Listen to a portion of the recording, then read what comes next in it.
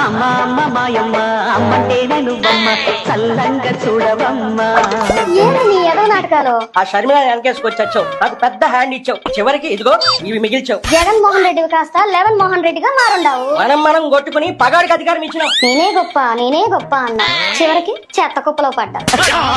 నేను పులివెందుల్లో నిన్ను ఎమ్మెల్యేగా పోటీకి నిలబెడతా. అదేంటి జగ్గు, నువ్వు పార్టీ హోల్సేల్ గా అమ్మేస్తున్నావా? నేను ఢిల్లీలో చక్రం చెప్తా. గల్లీలో సైకిల్ వీల్ కూడా తెప్పలేనోడివి నువ్వు ఢిల్లీ వెళ్ళి ఏం చేసుకొస్తావు సైకో మోహన? ఇంతకీ షమ్మి ఒప్పుకుంటుందంటావా? గతం గతహ అన్నారు షమ్మి. అన్న అంతగా అడుగుతా ఉన్నాడు కదా. అయ్యో నా పిచ్చి విజయమ్మ, ఈ కందిరిగాడి మాయ మాటలు నమ్మి నువ్వు పులివెందుల్లో నిలబడితే నీకు రాత్రి వేళ బాబాయి మాదిరి బాత్రూమ్ లో బట్టలిపోవడం తప్పదు. ఆ సింపతితోనే మళ్ళీ జనాన్ని తన వైపుకు తిప్పుకోవాలని చూస్తున్నాడు. ఇందాక చెప్పడం మర్చిపోయా, అవినాష్ గారు తేడాగా తిరుగుతూ కనిపించాడు. పారిపో, బతికిపో, రా.